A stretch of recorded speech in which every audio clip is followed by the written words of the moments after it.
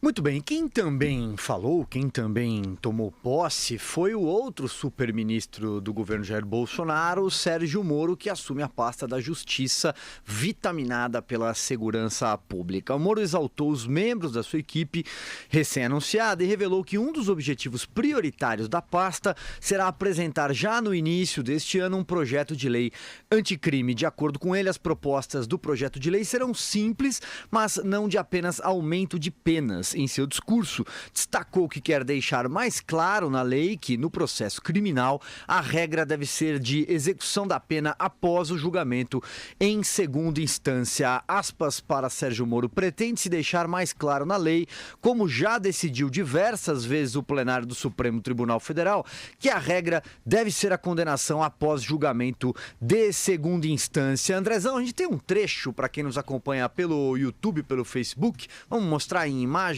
o Sérgio Moro?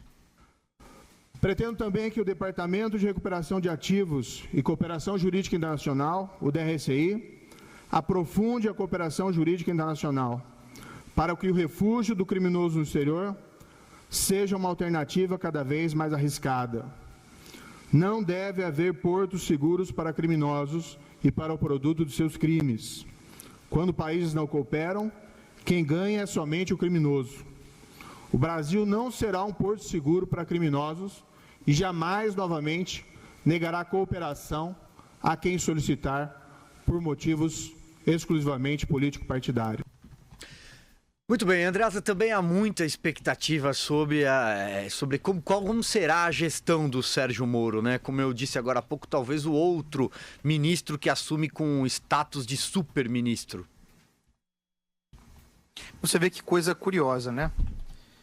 Muito parecido com o Paulo Guedes, a formação do Ministério, de ambos, a formação, no caso específico, do Ministério da Justiça e da Segurança Pública, é absolutamente coerente, consistente com aquilo que se propõe a fazer.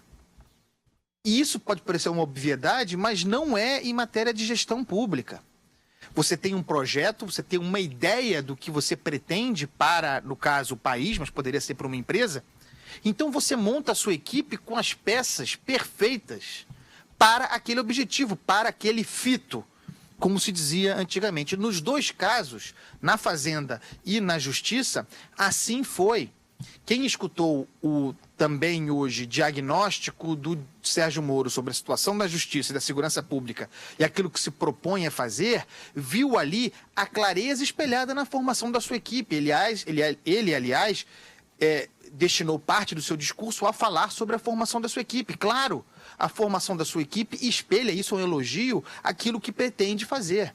É um ministério novo, comandado por alguém que tem uma história no judiciário e que se converte para a atividade política, porque uma vez ministro político com uma missão absolutamente nova, que é não apenas as atribuições da Justiça, mas também o Ministério da Segurança Pública, que pretende tratar do drama maior do Brasil, que é o crime organizado, que é o tráfico de drogas, o tráfico de armas, que é, aqui no caso particularmente do Rio, as milícias, usando os recursos, as técnicas empregadas pela Lava Jato contra o crime do colarinho branco, seguindo o dinheiro, asfixiando a movimentação financeira das quadrilhas do crime organizado, que é certamente internacional, olhando para as fronteiras, algo de que também ele falou, um discurso muito claro, brilhante, sereno, diagnóstico preciso, mais uma aula dada hoje, uma responsabilidade imensa. Porque eu acho que, para mim está muito claro que as ferramentas são essas mesmas, aquelas utilizadas na Lava Jato para identificar o crime a partir do follow the money, seguindo o dinheiro, tentando fechar essas torneiras e fazer com que a organização caia e que se exponha, porque aí há os processos de delação, tudo que nós já conhecemos na falta do dinheiro, sem solução de continuidade, sem poder continuar, o que resta é se entregar, desbaratar as organizações criminosas. Isso será muito mais difícil, embora o meio seja esse mesmo, muito mais difícil se pensando o enfrentamento com o PCC, que já está para além do Paraguai, que já está na Colômbia produzindo droga, que tem associação com os cartéis mexicanos. É o maior desafio da carreira do Sérgio Moro, e ele sabe e deixou claro que para enfrentar a corrupção e o crime organizado, ele não poderia, nos moldes como gostaria, para os quais está preparado, não poderia continuar em Curitiba, não poderia continuar no judiciário, na 13ª Vara, onde havia, evidentemente, uma restrição muito grande. Se lança a esse desafio e é mais um, assim como o do Paulo Guedes, mais um pacote legislativo para a segurança pública, que virá aí mais uma prioridade necessariamente convertida em pacote a ser votado no Legislativo. Muitas prioridades no governo Bolsonaro a serem apresentadas no primeiro semestre, o que pode até vir a ser um problema, mas essa já é outra matéria. Ô Vera, o que te chamou a atenção na fala do Sérgio Moro, hein? Me chamou a atenção a organização do raciocínio dele, Silvio. Como ele tem um raciocínio inteiro editado e tem as prioridades muito claras na cabeça dele. Ele falou, meu ministério é muito grande, tem também essas outras áreas que são importantes. As minhas prioridades são combate ao crime organizado, combate à corrupção e combate ao que ele chamou de crime violento, né? A segurança pública do dia a dia, essa que atinge as pessoas no seu dia a dia, que também é uma das bandeiras do Bolsonaro. Nisso ele se mostrou afinado com ele. Me pareceu alguém que está disposto a delegar para a sua equipe, o que é importante em gestão pública e muitas vezes não acontece. Os projetos não têm continuidade porque não se tem uma cadeia de comando. Então ele apresentou todos os secretários, subsecretários, é uma pasta enorme, e disse o que cada um deles vai fazer. Disse o que espera do COAF, disse o que espera da Polícia Federal, embora tenha dito que ela vai ter autonomia política e funcional. Ele vai reforçar a Polícia Federal para que ela volte a estruturar forças-tarefas no modelo da Lava Jato. Nos últimos tempos, o Temer estava desidratando um pouco essas forças-tarefas. Muita gente da força-tarefa de Curitiba foi retirada, muita gente da força-tarefa que atua no Supremo deu um recado de que não vai aliviar para os políticos, porque falou, a força-tarefa que atua junto ao STF, portanto, aquela que cuida das pessoas que têm foro, também vai ser reforçada. E ele também mandou recados para o PT.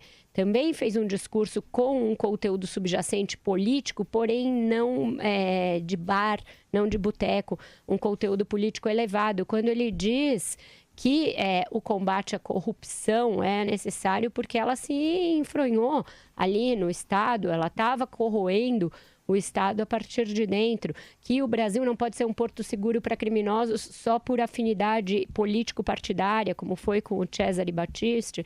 Ele não citou o Battisti, não citou o PT, mas os subtextos estavam muito claros para quem quisesse ouvir. Então, foi, de novo, um discurso sofisticado, sem recorrer a facilidades. O contraponto é muito claro. Quando você assiste um discurso do Moro e do Paulo Guedes, que são os dois pilares, não por acaso, do governo Bolsonaro, depois você vê o discurso do Onyx Lorenzoni, que fica citando Deus a toda hora, que diz que vai despetizar a Casa Civil, porque não dá para um gremista jogar no Inter, não sei o quê. Você vê a diferença de conteúdo e você vê a diferença de qualidade técnica de uns e de outros. Então, esse governo já vai mostrando quem vai ter garrafa para vender. Esse gogó retórico não segura um mês de governo, porque as pessoas vão se encher desse palavrório. Elas vão querer ver ação, vão querer ver iniciativa e vão querer ver uma mudança de rumo que não seja só aquela coisa boba e clichê entre esquerda e direita, isso e aquilo. Elas vão querer ver uma mudança de rumo que melhore a sua vida. É disso que se trata. Melhorar a sua vida na economia, melhorar a sua vida na segurança, melhorar a sua vida na percepção de que a corrupção vai ser sim combatida no Brasil.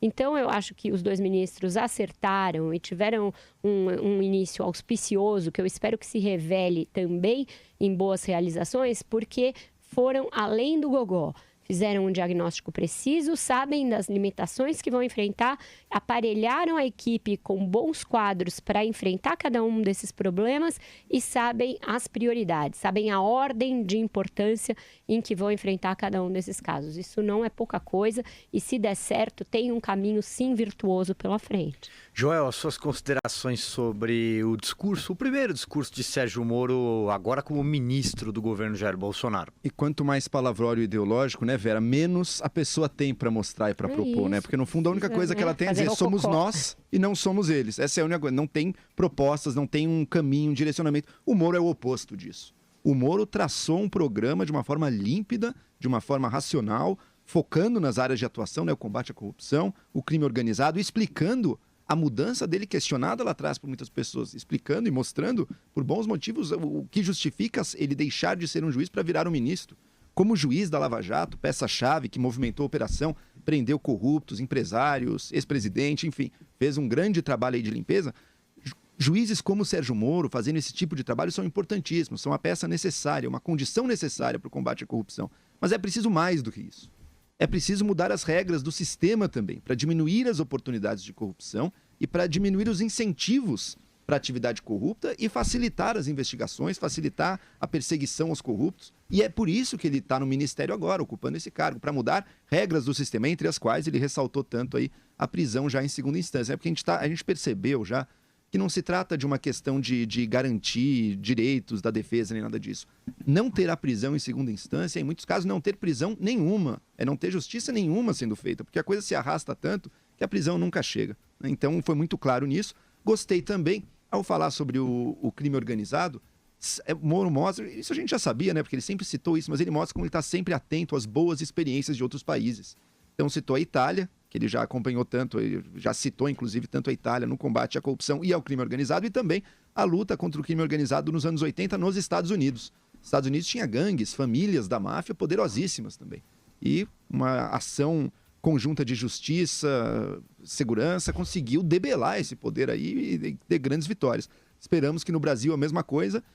E tocou em teclas óbvias, né? Você tem um líder do crime organizado, está preso, não é possível que ele esteja se comunicando com outras pessoas. Então a gente vai ter que mudar muitas coisas desse sistema assim. Enfim, Moro é alguém que chega com um programa e demonstrando capacidade de fazer, mesmo pela trajetória dele, aí como juiz, mostrando capacidade de fazer esse trabalho ao qual ele foi designado. Portanto, sem dúvida nenhuma, aí é um dos ministérios, se não o ministério, que eu acho que eu sou mais otimista de todos. A frase que resume bem esse seu pensamento, Joel, eu imagino, sobre as prisões, é quando ele disse o seguinte: precisamos, com investimento e inteligência, recuperar o controle do Estado sobre as prisões. E ele, Silvio, só para terminar, deixou claro que vai advogar pela inclusão na Constituição da previsão de cumprimento de pena a partir da condenação em segunda instância. Isso é importante e isso vai ser uma batalha hercúlea que ele vai ter que travar no Congresso. Para essa, diferentemente da do Paulo Guedes, é fácil de mobilizar a opinião pública. Vai ser fácil mandar o MBL, o Vem Pra Rua, todos esses movimentos para frente do gramado para mobilizar pela aprovação. Mas será que esse Congresso, mesmo renovado, está disposto a colocar na Constituição essa cláusula? Isso seria algo muito, muito importante. Acabaria de vez com esse impasse que está no Supremo há muito tempo. Mas é de se observar se vai ter cacife político para isso. Diga, Andreasa. Vamos lá, Andreasa. Não, esse ponto é muito importante que a Vera tratou, porque eu acho difícil que dê tempo, mas poderia esvaziar a pauta, a agenda determinada pelo Dias Toffoli para abril, aquela em que finalmente o Supremo tratará das ações declaratórias de constitucionalidade relativamente à possibilidade de cumprimento de pena após sentença em segunda instância. Tem uma corrida aí. O Sérgio Moro querendo que o Legislativo legisle a respeito nesse conjunto de pacote que ele pretende mandar para o Congresso, e o Supremo se negando historicamente, porque isso é uma coisa importante, a cumprir a sua missão constitucional.